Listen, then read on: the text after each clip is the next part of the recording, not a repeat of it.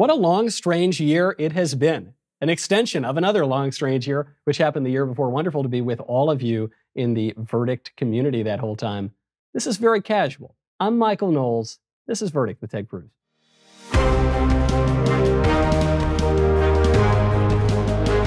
2021 has been strange, almost as strange as 2020. There's been a lot of political developments. These are in no particular order, but this is a little list I compiled.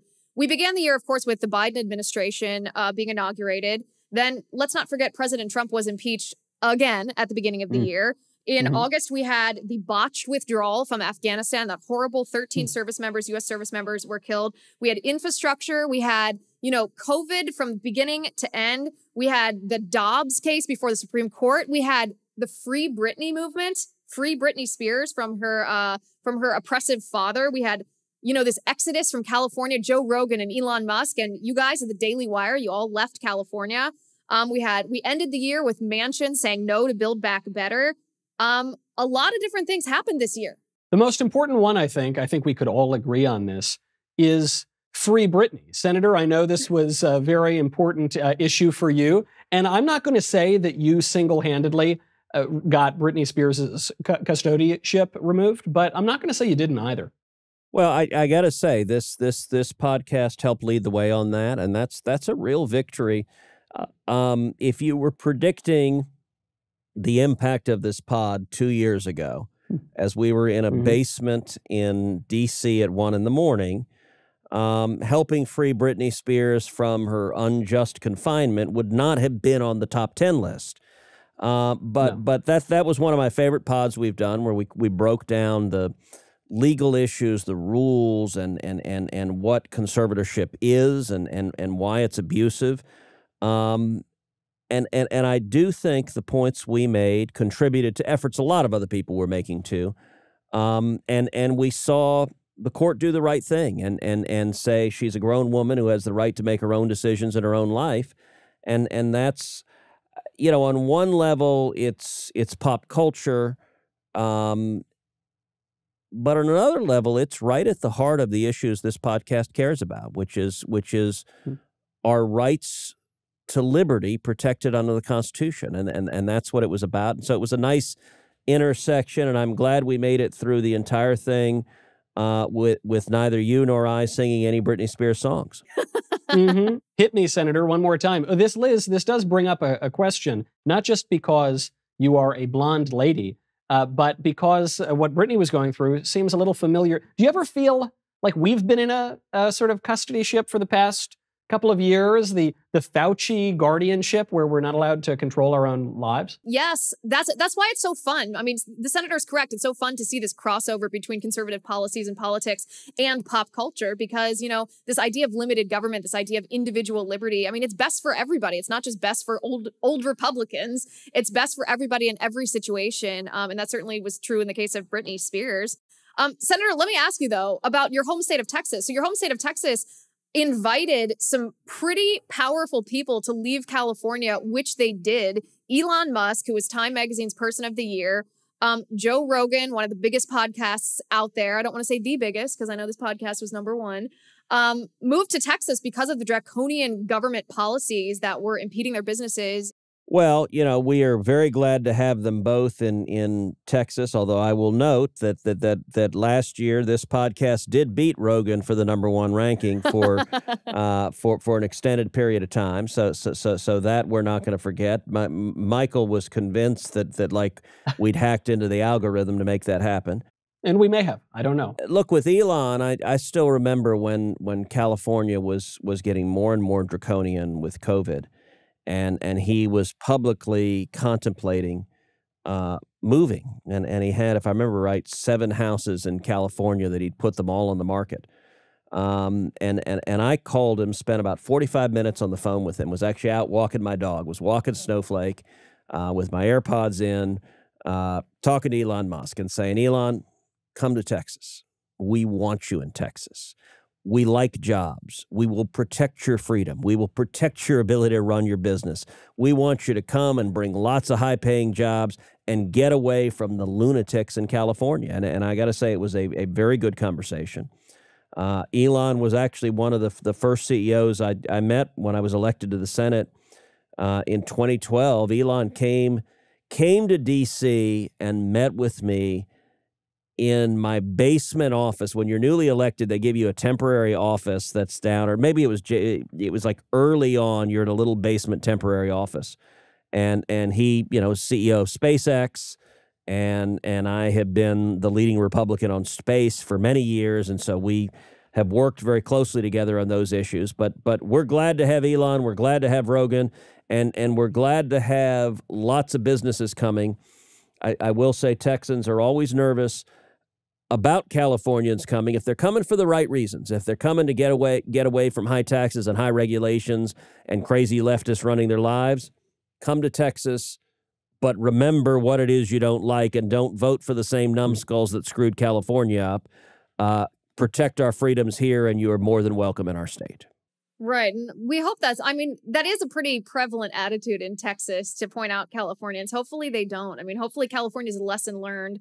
Both Michael and I can't claim to have left this year. We both left last year. Senator, not to bring the mood down, but the withdrawal from Afghanistan at obviously the Biden administration in charge of this. I know we've briefly talked about impeachment, but this is not just a botched withdrawal in the sense that it was bad military policy or caused us a loss. This caused the death of 13 U.S. service members, and it shouldn't have. They were well aware that it would be this dangerous. They went ahead with the plan anyway. Looking back several months later, to me, it's shocking that this dropped out of the news as quickly as it did. Well, and that wasn't accidental. That wasn't organic. The corporate media is corrupt, and they're rabidly partisan. And so as Americans were dying, as the disaster was unfolding, they had no choice but cover it for at least a moment or two. But they desperately wanted to change the subject. And if you remember, that's when Biden issued his illegal vaccine mandates, because they knew the media would all happily cover the mandates and suddenly ignore Afghanistan. And so the people left behind, they can't make the news. The disaster that played out, that doesn't make the news. And amazingly, the Biden White House just gaslights the American people. And they say, oh, it was a tremendous success. And the media doesn't hold them to account at all. I will say I actually think a much better job of covering Afghanistan and foreign policy is this podcast. Just yesterday I was out in Phoenix at the Turning Point USA big national conference. They had like 8,000 people there. It was pretty phenomenal, and I had a chance to address the crowd. Big, energetic, excited crowd. And afterwards, one fellow came up to me and said, "Hey, thank you for bringing up foreign policy and getting into foreign policy and national security, and particularly with young people, because young people don't necessarily hear a lot about the impact of foreign policy and national security." And I was reflecting with him. I said, that's one of the things we try to do on Verdict, is get into Afghanistan, where we had podcasts that did a deep dive on Afghanistan. What were the mistakes? What specifically caused the disaster? Nord Stream 2, we've done deep dives. Israel, we've done deep dives. To try to walk China, we've done deep dives. This was one of the first sources that walked through the overwhelming evidence that COVID escaped from a Chinese government lab in Wuhan. And so foreign policy matters, and keeping Americans safe matter. And I think this podcast frankly does a much better job covering the details and facts and substance of it than do any of the major networks. Yeah, because we actually talk about it, so maybe the bar isn't set too high by the other networks, but not to diminish the work we do here. Just a reminder for all you Verdict with Ted Cruz superfans out there, we are extending our sale in our merch shop to January 15th. You get 20% off if you use the promo code CHEERS. That is all the way through January 15th. You can go to verdictwithtedcruz.com/shop to get all the good cactus merch that we've got going on there. That's verdictwithtedcruz.com/shop. Promo code CHEERS for 15% or 20% off through January 15th. Michael, something serious, something that we ought to talk about happened. It was news from the White House just this week. Joe Biden got rid of his dog, Major. Now, he said that he rehomed the dog because the dog wasn't suitable for the White House, but I think we all know the dog was biting Secret Service agents and other visitors to the White House. Not only did they get rid of the dog, sent him to a farm, I guess, I don't know. They brought in a new puppy. What do you make of this? This is a great wedge issue. There aren't that many wedge issues where you can separate your opponent from their supporters. And I think this would be one of them because PETA and the animal activists are up in arms that Joe Biden is not adopting a mutt from the pound. He's apparently getting sort of higher end dogs. And so I think this is a great opportunity on a very, very important issue, and probably one of the few national issues that Joe Biden is aware of these days. I'm not sure that he knows much of what's going on in foreign policy or in the economy or the lockdowns, but he does probably see his dog. And so I think we've got to go pedal to the metal and keep pushing this very important issue. And Senator, this might be a question that was prompted from the great and powerful Jay Hay. It might be a question I invented. I'm going to plead the fifth here and not tell you. Are we ever going to do an episode on Bitcoin? Absolutely. No, that we're going to do a deep dive on Bitcoin and crypto. And that will be coming in the new year. Very important issue. Let me go back to the question previously on Major. And I got to say, Snowflake and I are both outraged. We are pissed. And unlike Biden's highfalutin dogs, Snowflake is a rescue. And I got to say, this is a broader morality play that it reveals that if you displease your totalitarian democratic masters, they will get rid of you. They will shop you out to someone else. They will send you to the vet to get fixed and then discard you for somebody else they have bred specifically to satisfy their desires. And I'm slightly tongue-in-cheek in that, but in some ways I'm not. This got dark really quick. Well, this is a very important point. People are always saying that the Republicans are the fat cats. No way. We're the party of the working class. We're the party of ordinary Americans. We're the party of rescue dogs. And those plutocrats in the White House, they're the ones breeding their fancy shepherds. Senator, who named your dog Snowflake? So our girls. I've got 2 little girls, and our dog is a white fluff ball. And so Caroline and Catherine named him Snowflake. We have 3 pets. We have a dog named Snowflake. We have a cat named Topsy, and we have a little kitten named Marmalade, and the girls have named all 3. Dad doesn't even get a vote in the names, and I will say when it comes to pets, like, it's a strange, it reminds me of the old joke of the man walking down a country road in France, and there's an old French farmer standing by the side of the road with a dog. And the man walking says, "Does your dog bite?" And the French farmer goes, "No, he does not." The guy reaches down to pet the dog, and the dog bites him, and he's bleeding, and he looks at him and goes, "What's wrong with you? You told me your dog didn't bite." And the farmer looks at him and goes, "That is not my dog." So sorry. Well, the political crossover between the name, I know that maybe it was a name given the appearance of the dog being white and fluffy, but the political crossover Snowflake, I just, had to ask on behalf of the Cactus crew if you had a hand in that, or if you delegated that to your daughters. So we actually named Snowflake before Snowflake became a thing, before it was a political term. We got Snowflake 2014 or 2015, I think it was. And so Snowflake wasn't yet really a term. I think it was later than that it became like a buzzword for these sensitive, fragile lefties. So when the girls named him, they just thought it was a cute name for a white furry dog. The same thing happened to me with my goldfish, pansexual Latinx. We named her years and years ago, and then now it's become a hot button issue. I can't tell you the story about my goldfish because my parents got me a goldfish when I was 3 years old. I named her Tiffany. I have no idea why, but she died the day after I got her because I had fished her out of the tank to give her a hug, and she didn't have the capacity to receive my love. So that was the end of pet ownership for me. Well, I hope you buried her in a little blue box. We gave her a sailor's funeral, if you will, a good old flush. Michael, I would be remiss if I don't ask you about the biggest event that happened in your year in 2021. I mean, this is a life-changing event when you, you go from just being married to, starting a family, and now you're a Bitcoin millionaire. Tell us about that.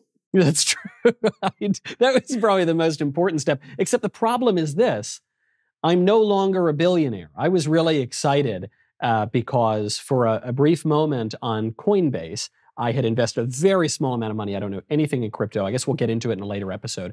I invested a really tiny, just kind of a gamble. And then I looked at my Coinbase and it said it was worth $7.7 billion. So I had penned these obnoxious, furious resignation letters. I was going to send them to Jeremy Boring, Ben Shapiro, Senator Cruz. I was just going to go off into the sunset on my yacht. And then I tried to cash it out and it was only worth $48. So I'm back at work. That's good. My kid is not going to be able to have his own island somewhere. He's probably going to have to work as well, which I guess is probably good for our souls in the long run. Well, wishing everybody lots and lots of fortune in the new year. Maybe that means $7 billion of Bitcoin. Maybe that means a new family. Maybe that means some big political wins that we're seeing at the Capitol, many of which are being pushed by the host of this show. So thank you very much on behalf of Liz and Senator Cruz. I'm Michael Knowles. This is Verdict with Ted Cruz.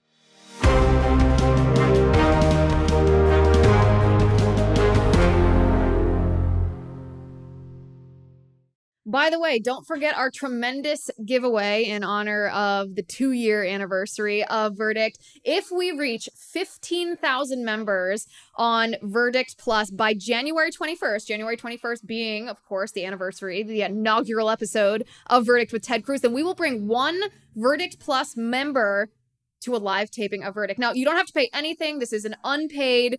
All you have to do is join the Verdict Plus community at verdictwithtedcruz.com/plus. If we reach 15,000 members by January 21st, maybe you will be invited to a live taping of Verdict.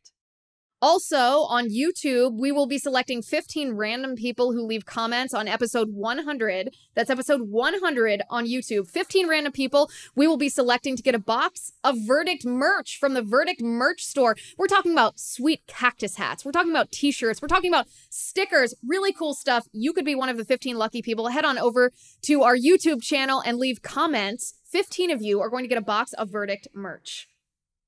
And perhaps the most fun, this isn't exactly a giveaway, but it's even better. If we get to 50,000 reviews on Apple Podcasts, that means that you go over, you subscribe to the show, Verdict with Ted Cruz, you leave us a 5-star rating, you give us a glowing, obviously great review over there. If we get to 50,000 reviews, then we're going to do a poll to see exactly what Michael and Senator Cruz are going to do in 2022. These are the options. And by the way, shout out to Real Truth Cactus for this idea. These are the options. Either the senator wears a Braves jersey for a whole episode. That's option number 1. Option number 2, Michael and the senator arm wrestle. I'm very biased, but this one's my favorite. Option number 3, the cactus makes a guest appearance on our show. Or option number 4, Michael roasts Princeton and the senator roasts Yale in a throwdown episode. 50,000 reviews on Apple Podcasts, and you will be in control of one of the episodes in 2022. Head on over to Apple, subscribe, give us a great review, and those are our giveaways for the 2-year anniversary of Verdict with Ted Cruz. This episode of Verdict with Ted Cruz is being brought to you by Jobs, Freedom, and Security PAC, a political action committee dedicated to supporting conservative causes, organizations, and candidates across the country. In 2022, Jobs, Freedom, and Security PAC plans to donate to conservative candidates running for Congress and help the Republican Party across the nation. If you like this video, you should click the like button, and then you should subscribe, and you should ring the bell, and you will never miss another video.